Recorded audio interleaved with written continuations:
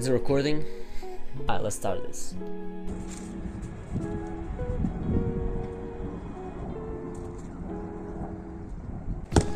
So, I used to think that everyone had this feeling of not wanting to be average, wanting to be special. Turns out it's not true. Since then, I've met several people who are content about being average, which led me to think, were these people always like this? Or did they simply lose hope as time went by? Because when you think about it, pretty much every fourth grader thinks he's special. You know, most of them think they're going to be the next football superstar. Yet, as time goes by, we get confronted with reality. The reality that we suck at football. You never really get the chance to pursue your dreams because you have to get a job and earn money, and as a result, our dreams get locked in a chest, never to be opened again. Because whether you like it or not, keeping a dream alive, it's draining. So most people, they just cut the cord. They let go of their dreams. Is it wrong? I don't think so. Nowadays, that's what's considered to grow up. It's almost like you are childish if you haven't given up on your dreams yet. And I'm still only 18, but through these years that I have lived and that I remember, I've noticed a change in the way people see their future. When we are kids, we used to be excited about everything. I can't wait to get to high school. It's going to be so fun. I don't know why we're like this. Perhaps it's a product of, watching High School Musical. But eventually we all grow up, right? You get to high school, most likely you get disappointed, but now you're excited about going to college, You're going to live the student life as an adult. And once you finally get to college, then what?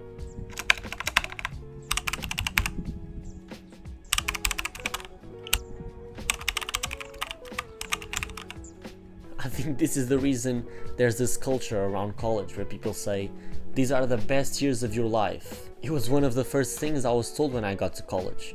Everyone around me was like, oh, these are going to be the best years of your life. And I was just like, what? The best what of my life? Yeah, I refuse to accept that. After all, most people that I talk to that buy into the whole, these are the best years of your life, they're miserable. They feel sad that they are getting older, like they won't be able to enjoy life after 22 or 23 years old. And I just can't believe that. Like, how are you going to be 23 and not feel excited about your future?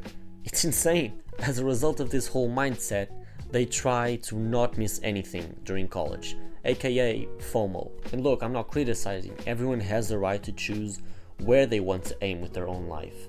And some people simply feel more comfortable if they aim for average results. Me personally, I'm not a believer that we should be content with average, but that's me. I've always been wired that way. Ever since I was a kid, if I got an average grade, I wouldn't be satisfied because I knew that I could do better. I knew that I should do better. Totally honest with you, I'm not so sure. I think there's a lot that influences this. Education is one. The amount of success we experience at a young age is another.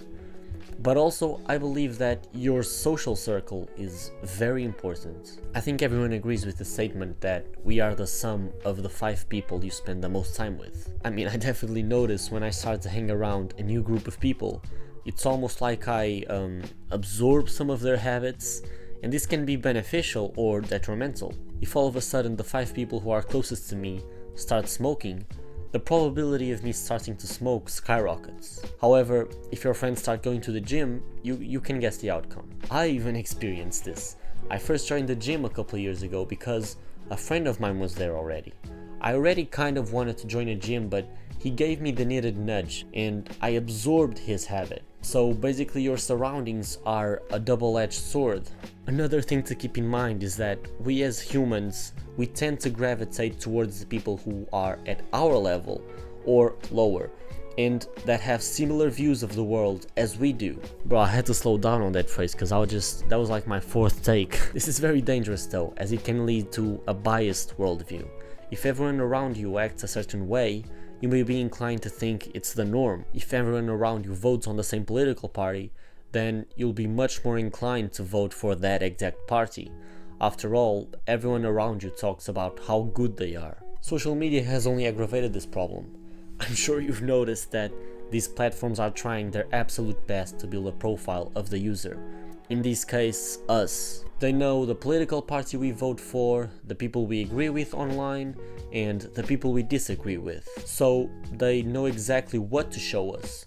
They show the things that we want to see. As a result, because we're only consuming content from one side, we become completely blind to the other, which only emphasizes the gap between, this group of people. It's why sometimes I meet people and they are the complete opposite of me. They have opposite opinions, opposite points of view, and I just think how is this possible? It's like we live in different worlds, and to an extent, we are living in different worlds. It may sound ridiculous, but much of what we perceive is filtered by the content that our mind possesses. It's the reason why when you buy a new car, suddenly it's everywhere, They were there already, right? But now your brain is tuned into that frequency. It can now spot every single one that passes by you.